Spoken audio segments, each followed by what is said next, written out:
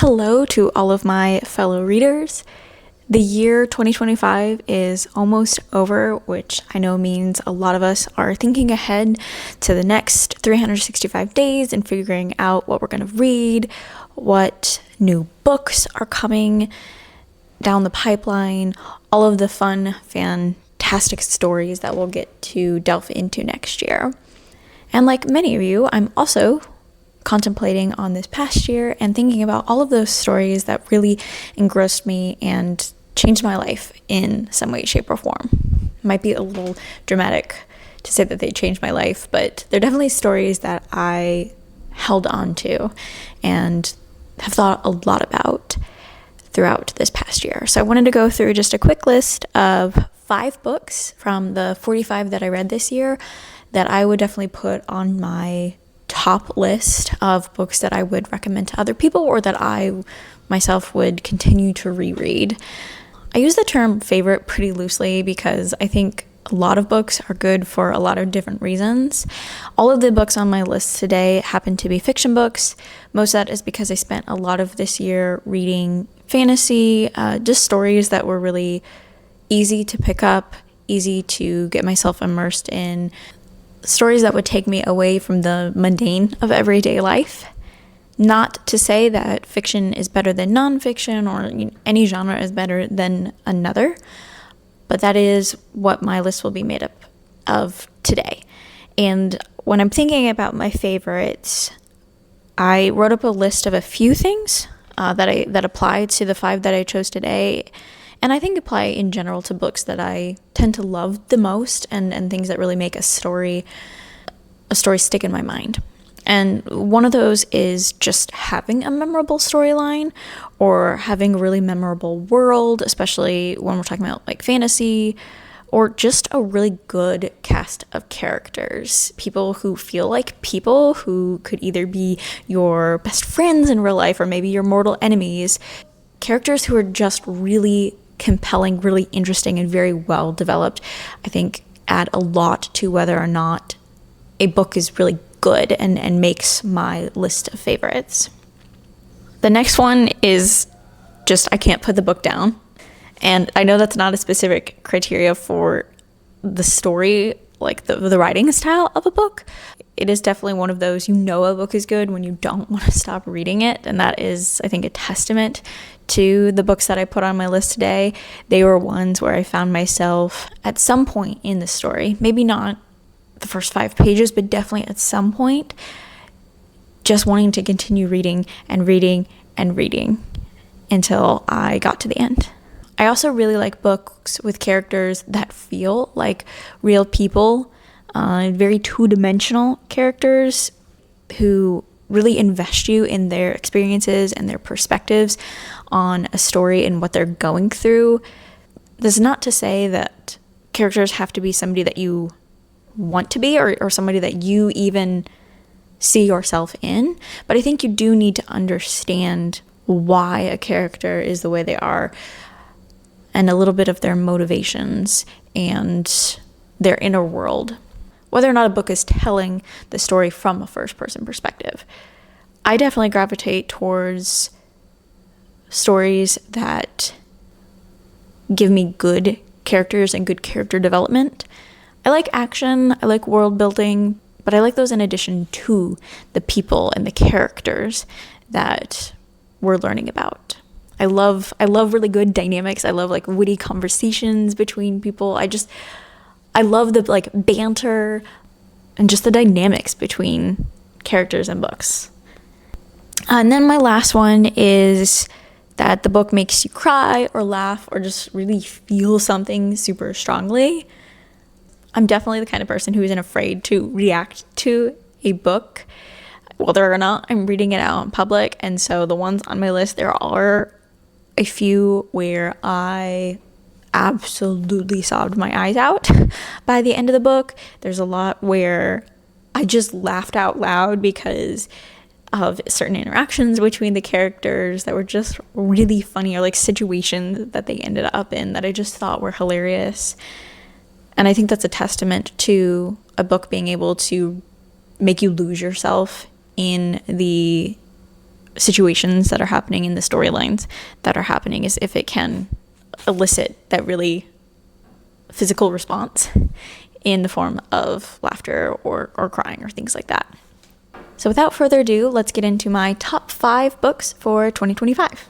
These books are not in any particular order in terms of worst to best.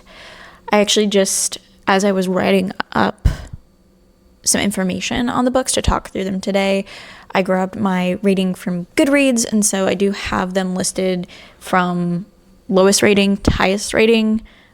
I may decide as I'm going through this list that I actually like one better than another. I don't know. We'll see. I'm just going to talk through them. So in no particular order is really what I'm saying.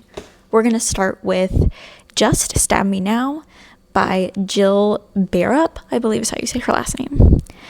This is a historical fantasy, if you will. It is actually this author's debut novel, and oh my goodness, for a debut novel, this was fantastically written. It is about our female main character, Lady Rosamund Hawkhurst. She is a 36-year-old widow who lives in this Victorian fantasy world, if you will. And we are following her and her author, Carolyn Lindley. Carolyn Lindley is determined to make this story a romance and a bestseller. She wants to follow all of the classic romantasy tropes, from enemies to lover, with a situation where there's only one bed and oh my goodness, what are they gonna do? And it's a really fun way of exploring what we think of typically when we think of fantasy, and kind of skewing those tropes because we're dealing with more adult characters. Lady Rosamund, like I said, she is 36 years old and she has 2 children. She's a recent widow as well. And so she's not looking for love. She's not looking to have this grand adventure. She really wants stability and safety. She wants to give her children a safe space to grow up. And part of that is that she's sent by her kingdom to achieve a peace treaty between her adopted nation, where she now lives, and her homeland. She wants to get done with this mission, and she wants to get home and just move on with her life. Her author, Carolyn Lindley, is simply not having this, and we break the fourth wall a lot in this book, and it's really masterfully done, where we get these scenes where Carolyn is just, the writing's not flowing because Lady Rosamund is really resisting where she wants to go. And so we get these back and forths between, her driving towards really stereotypical romantasy moments and the back and forth with her characters on their resistance to falling in love with each other and like having this intense romance and adventure that would be typical of a fantasy romance. We have a subplot too of Carolyn and some of the things going on in her life, which is really interesting, and some of the parallels between her and Lady Rosamund, which is also interesting take on how writers use their personal experiences to influence the stories they write. So that was really fun. Overall, super fun story. I feel like I'm not explaining it super well, but it is really cute. It's really fun, really engaging, and I think quite a unique take on a historical fantasy. So that is Just Stab Me Now by Jill Barrett, and I ranked this one 4 stars on Goodreads. The next book is actually a series of 4. It's called The Raven Cycle by Maggie Stiefvater, I believe. And the 4 books are The Raven Boys, The Dream Thieves, The Raven King, and Blue Lily Lily Blue. This is a young adult paranormal fantasy. I would also consider it a coming of age series. It is set in, I believe, small town Virginia. This is a series I actually read the very tail end of 2024 into 2025, so it's been a while. Details are a little hazy, but I do remember it had a very Appalachian feel to it, like a small town, rural community. It follows our main character, Blue Sargent, who lives with her family of clairvoyant. It's a house full of women who all have some ability to see the future, predict the future, those sorts of things, see the dead, right? And she ends up going on a series of adventures with the Aglionby boys. Aglionby is the name of a private school, a boarding school in the town, and Blue is very, very much against the students at this boarding school. They are very distinct from her life and from the class that she lives in within the town. These are all very rich, very stuck-up private school boys in Blue's mind. They're the last people she wants to associate with, but they are the people that she ends up becoming pretty good friends with over the course of these 4 books. Specifically, there are 4 boys: Gainsey, Noah, Ronan, and Adam. We get to learn a little bit about all of them. The author does a really good job really getting us well acquainted with all 5 of these characters in a really seamless way. There's a pretty fascinating magic system in the Raven Cycle. Things do get really wild, but everything feels normal, if you will, within the world and the magic system that the author has created for this series. Like I said, each character feels really unique. They're given their own backstories, their own motivations, reactions, and experiences. You really just fall in love with all of them and all of the crazy adventures that they're going on. The writing style itself, I did point this out in my notes, is very poetic, which works really well for the story. I think the descriptions of the magic and of the world and the surroundings that they're in, it just really makes you feel like you're there physically, like that you can smell the smells, you can feel the feels, and you can like taste the air of the environment that she's creating. So it's a really amazing writing style, really amazing story, and I gave it 4.5 stars on Goodreads, and that is The Raven Cycle. Book number 3 is The 1 in a Million Boy. This is by Monica Wood, and I will say up front, this is one of the books that made me bawl. It is literary fiction and follows 104-year-old Ona Vidkus. I don't know if I'm saying any of these names right. But Miss Ona, she forms this unlikely relationship with a very socially awkward 11-year-old boy whose primary goal in life is to be in the Guinness Book of World Records. As part of his Boy Scouts community service, the boy is helping Ona with yard work and a bunch of household chores on the weekends. And he ends up convincing her for one of his school projects to do a series of interviews telling him all about her very long life. She is initially extremely reluctant to talk about herself, but the boy wins her over, and she ends up telling him things that she's never told anyone else and reliving memories that have been buried for literal decades at this point. You learn pretty quickly into the book, so this isn't a spoiler, you learn pretty quickly that the boy isn't in the picture anymore. And so we get into this beautiful story about Ona and the boy's divorced parents, Quinn and Belle, and just following the dynamic between the 3 of them as they all are moving through their grief over losing the boy. The book explores this theme of family, of belonging, of grief, obviously, but also like, what does it mean to live a good life? What does it mean to have a legacy? Do people have destinies? Do we get to choose our own destiny? And it's just a really, really beautiful, beautiful story.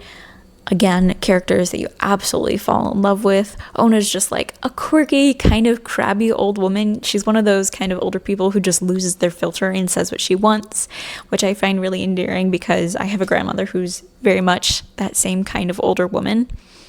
Quinn has his own really unique backstory, Belle, and it has hers, and it's just a beautiful story that, like I said, made me really feel very deeply and cry by the end of it. This one, of course, got 5 stars on Goodreads. The 1 in a Million Boy by Monica Wood.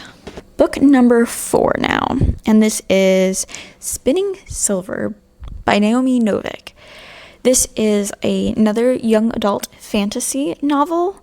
It's one that I ended up getting a library card finally over the summer and just binged a ton of the fantasy that they had on their shelves. This one I picked up because I had read another of Naomi Novik's works.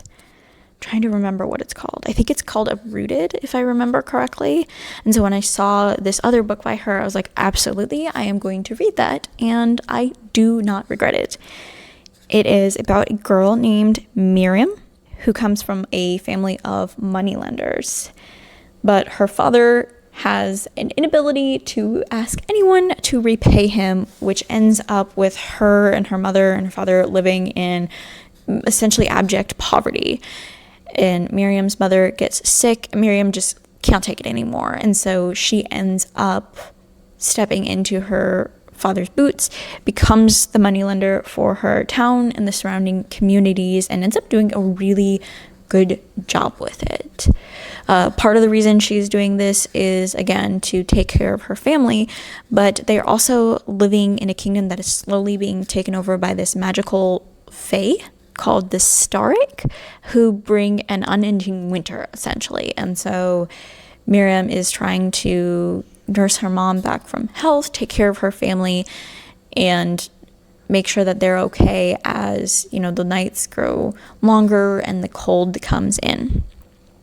Because of her ability to turn silver into gold, she attracts the attention of the Starrick king, who demands that she turns these massive amounts of silver coin into gold. He thinks that she can perform some type of magic to make this happen, kind of like, you know, a Rumpelstiltskin story of turning straw into gold.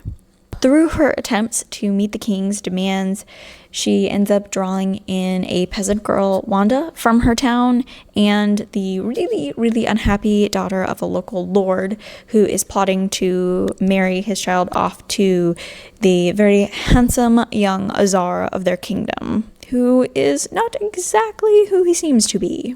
So we're following these 3 young women, all learning to find their place in the world.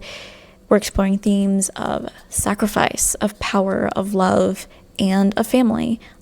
I thought it was a really interesting story. I thought it was a really fascinating fantasy in terms of she didn't really use the typical like tropes of elves or some of the other like fae races that you would have. And I really liked the Starrick and how she built them up, how she described them. I thought Miriam was a really interesting character to follow for a book that from the outside looked really short. She managed to shove a lot of plots into this book in a really seamless way. I gave it 5 stars on Goodreads and would definitely recommend that you read Spinning Silver by Naomi Novik. Okay, last but not least, we have a book that I actually have a physical copy of, and this is The Bird and the Blade by Megan Bannon.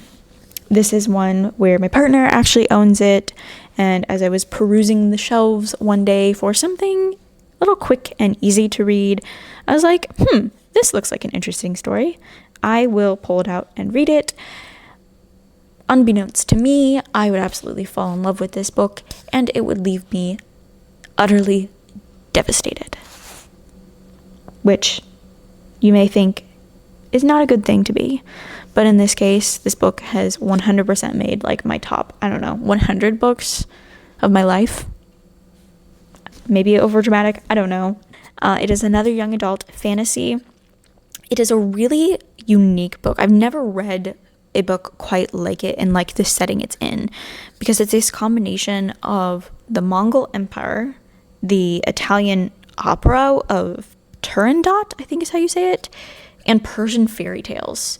So it has a really unique blend of ancient Chinese and Asian cultures mixed with Middle Eastern philosophy and teachings and religion. So a fascinating world that we dive into with our character Jinghua, who is a slave.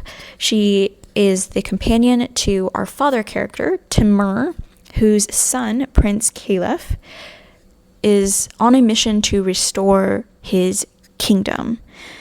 And to restore his kingdom, he is trying to marry the princess or empress. I'm not really sure what you call the daughter of an emperor. But that's who she is. And her name is Turandot. Don't really know how to say it. But she's our princess. And she has set up this challenge by which she introduces 3 riddles to her would-be husband, one by one, and he's given 7 minutes to solve the riddle. And if he doesn't solve the riddle, he dies. So this is what Prince Caliph is trying to do. He is trying to solve all of the 3 riddles so that he can marry the princess and restore his kingdom. So the story jumps back and forth in time. Our present is this challenge of the prince solving these riddles, and we're going back and forth and exploring when he, Timur, and Jinghua all meet first, and then like what happens from that point all the way up to the present day.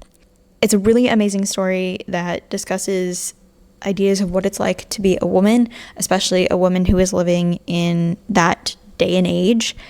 And this emphasis on women needing to be beautiful to have value and men needing to have knowledge to be valued. The writing style is extremely lyrical. It's really beautiful to follow. It's also really seamlessly intertwined with actual quotes from a lot of Arabic history and Arabic philosophers and historians, people that I wouldn't necessarily know of. And so that was also like a cool experience of just like a culture and a history that I'm not familiar with, and getting to learn about it through this fantastical story was really fun to do. So like I said, it's a really unique book. It is now one of my favorites, and I would highly, highly, highly recommend that you go out and get yourself a copy of The Bird and the Blade and read it on your 2026 reading list. That one I gave 5 stars on Goodreads, for sure. And that is all of my books, my top 5 books for 2025. I hope that you all enjoyed this last year of reading, and I hope that I've given you some inspiration for your next year of reading. Thank you so much for watching today, and I'll see you in the next one. Bye!